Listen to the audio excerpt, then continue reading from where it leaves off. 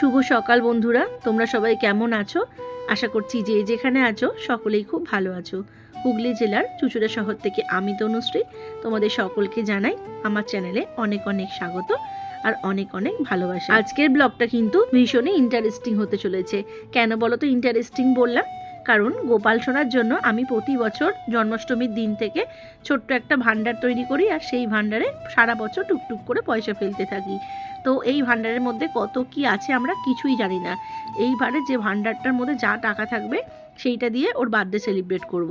তো দেখো আমি চলে এসেছি ঠাকুর ঘরে, ওকে স্নান করিয়ে খেতে দিয়ে এবার আমি ভান্ডারটা ভাঙতে চলেছি। তো চলো দেখা যাক কত টাকা ওর ভান্ডারে জমেছে। তোমরা ভিডিওটা স্কিপ না করে দেখো, আশা করছি তোমাদের আজকের ব্লগটা কিন্তু খুবই ভালো লাগবে। এই দেখো, এইটাই সেই ছোট্ট ভান্ডারটা, যেই ভান্ডারটা আমি আগের বছর জন্মাষ্টমী করার পরের দিন থেকে একটু একটু করে টাকা ফেলতে থেকেছি। কোনো কিন্তু ঠিক থাকে না, কোনো দিনও 1 টাকাও ফেলেছি, 2 টাকাও ফেলেছি, যখন যেরকম হাতে থেকেছে সেরকম টাকা ফেলেছি। তো চলো ভান্ডারটা এবার ভাঙা যাক, দেখি গোপাল সোনা ওর বার্থডেটা কীরকমভাবে সেলিব্রেট করতে চায়। দেখো কি সুন্দরভাবে ভান্ডারটা ফেটে গেছে, এদিক ওদিকও ফাটেনি, কি সুন্দর কৌটোর মতন কিন্তু ঢাকনাটা খুলে গেল মনে হচ্ছে। চলো এবার গুনে দেখি এর মধ্যে কত টাকা আছে।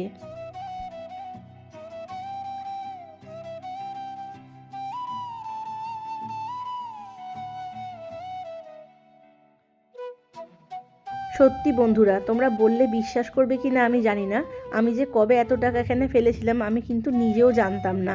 এখানে কিন্তু অনেক টাকাই রয়েছে মনে হচ্ছে। গোপাল সোনার ইচ্ছা থাকলে কিন্তু গোপাল সোনা সব কিছু করতে পারে। দেখো তোমাদের ভান্ডারটাকে দেখাই কীরকমভাবে খুলেছে। এই তলার দিকে একটা চির খেয়েছে, শুধু ওরকমভাবে ঠুকলাম বলে। তোমাদের ক্যামেরায় বোঝাতে পারছি কিনা জানি না, শুধু এইটুকুনি চির খেয়েছে, বাদ বাকিটা কিন্তু পুরো গোটাই আছে। কিন্তু এটা তো আর ব্যবহার করা যাবে না, এটাকে জলে দিয়ে দেবো। দিয়ে জন্মাষ্টমীর পরের দিন থেকে আবার একটা ভান্ডার করব, যেখানে আমি প্রতিদিন আবার পয়সা ফেলবো। তো চলো টাকাটা এবার গোনা যাক। প্রথমে আগে নোটগুলো গুনে নিই, তারপর কয়েনগুলো গুনবো।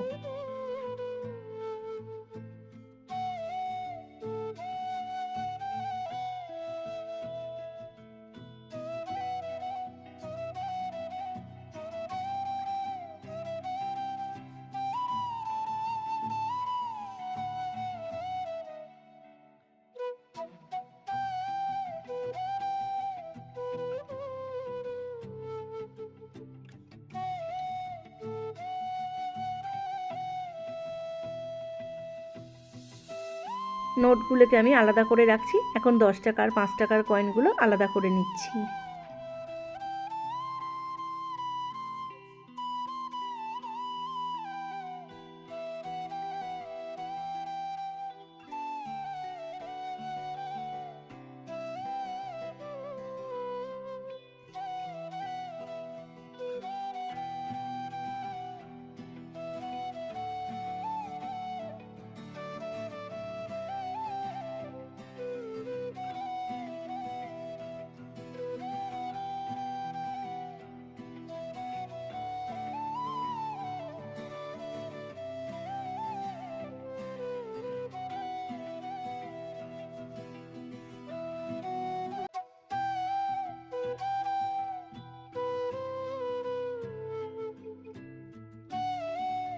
দু টাকা, 5 টাকা, 10 টাকা সমস্ত নোট আমি আলাদা করে নিয়েছি। এবার গুনে দেখা যাক এখানে কত টাকা আছে।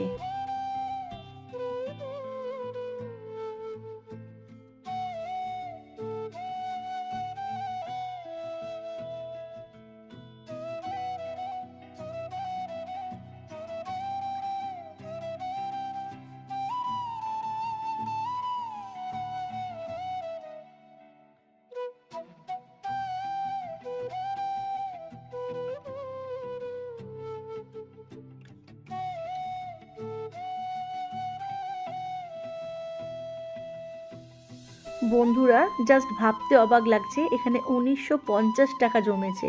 আমি সত্যি বলছি পরিকল্পনা করতে পারিনি। আমি এখানে খুব জোর ভেবেছিলাম 900 থেকে 1000 টাকা মতন থাকবে, কিন্তু দেখো এখানে 1950 টাকা জমেছে। বিকেলে কেনাকাটা করতে বেরোবো আর তোমাদের সাথে পুরোটাই শেয়ার করব, তোমরা কিন্তু পুরো ভিডিওটা দেখতে থাকো। দেখো এখন আমরা বেরিয়ে পড়েছি আর আমরা বাজারে চলেও এসেছি। ফার্স্টে ফলের বাজারে এসেছি, কি নিলাম সেটা কিন্তু বাড়িতে গিয়ে দেখাবো।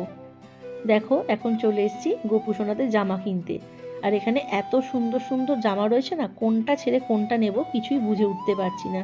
তার মধ্যে থেকে যেটা আমার পছন্দ সেটা আমি নিয়ে নিয়েছি। চলো বাড়ি চলে এসেছি, এবার তোমাদের সাথে শেয়ার করি কি কিনলাম। দেখো ফার্স্টেই একটা বড় তাল নিয়েছি, আর তাল ছাড়া তো জন্মাষ্টমী হবেই না, সেই কারণে তালটাই ফার্স্ট দেখালাম। তালটা নিয়েছে আমার 50 টাকা। এখানে আমি সমস্ত মুদিখানার বাজার করেছি, যেটা নিয়েছে 450 টাকা। এখানে সুজি, গুড়, চিনি সমস্ত রকমের মুদিখানা আছে, যা যা আমি গোপু সোনাদের রান্না করে দেবো সেই সব জিনিস। তোমাদের দামটা আমি এই কারণেই বলছি, তোমরা তাহলে বুঝতে পারবে 1950 টাকায় আমি কি কেনাকাটা করেছি। দেখো এখানে সব রকমের ফল নিয়েছি, কলা, আপেল, লেবু, শসা, পেয়ারা, নারকেল। এই ফলগুলো আর দুটো নারকেল নিয়ে আমার কাছে ওই 240 টাকা মতন হয়েছে।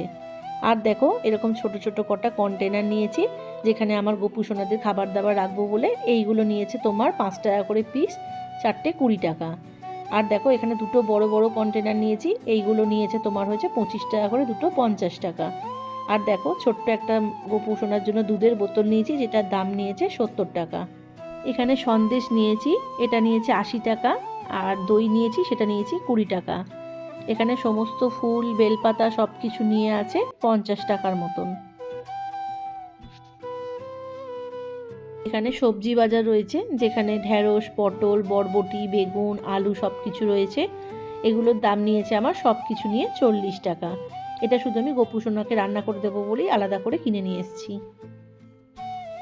এবার দেখাবো আমার গোপু সোনা আর বাদ বাকি ঠাকুরদের জামা কাপড়।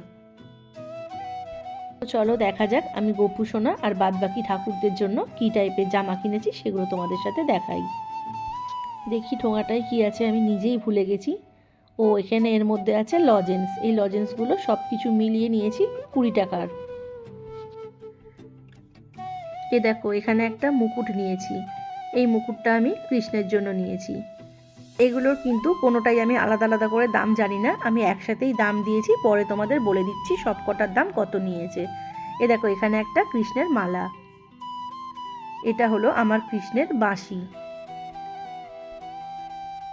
এটা রাধারানীর মালা।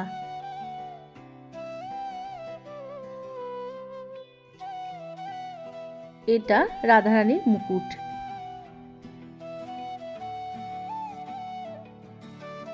এটা নিয়েছি গণেশের ধুতি। সমস্ত জামার কালারগুলো কিন্তু ভীষণ সুন্দর, আর সব কটাতেই প্রায় জরদস্যির কাজ করা আছে। এ দেখো এটা নিয়েছি আমার গোপু সোনার জন্য মিষ্টি একটা নাইট ড্রেস, যেটার মধ্যে একটা ছোট্ট পাতলা গেঞ্জির টপ রয়েছে, আর তলায় একটা ছোট্ট প্যান্ট রয়েছে।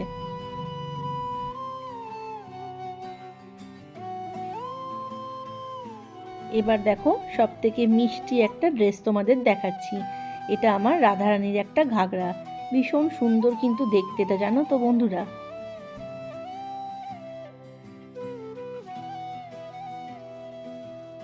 এটা আমার গোপু সোনার একটা জামা। দেখো জামাটায় কি সুন্দর কাজ করা, কাজু বাদাম, কাঠবাদাম, এলাচ এগুলো দিয়ে কিন্তু ডিজাইন করেছে। এগুলো কিন্তু কোনোটাই অরিজিনাল নয়, সবটাই প্লাস্টিকের, কিন্তু দেখে পুরো মনে হচ্ছে যেন অরিজিনাল।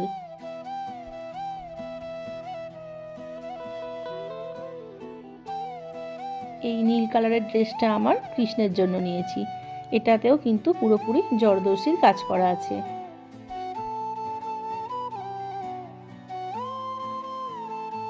এটা নিয়েছি তারা মায়ের জন্য, লাল হলুদের কম্বিনেশনে।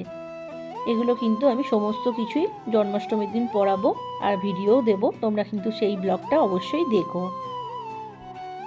আর এই দেখো এই সাদা ধুতিটা নিয়েছি লোকনাথ বাবার জন্য। এই সমস্ত কিছু জামা কাপড় আমার নিয়েছে মোট 550 টাকা। তো বন্ধুরা, আমার গোপু সোনার ভান্ডার থেকে 1950 টাকা থেকে আমি এই কেনাকাটাগুলো করেছি। এখনও পুরোপুরি হিসেব করিনি আর কত আছে। তোমাদের আজকের ভিডিওটা কেমন লাগলো অবশ্যই কিন্তু জানিও। যদি ভিডিওটা ভালো লেগে থাকে তাহলে একটা লাইক, কমেন্ট আর বন্ধুদের মধ্যে শেয়ার করে দিও। আর এখনও যারা আমার চ্যানেলটা সাবস্ক্রাইব করোনি, চ্যানেলটা সাবস্ক্রাইব করে আমার চ্যানেলটার পাশে থেকো।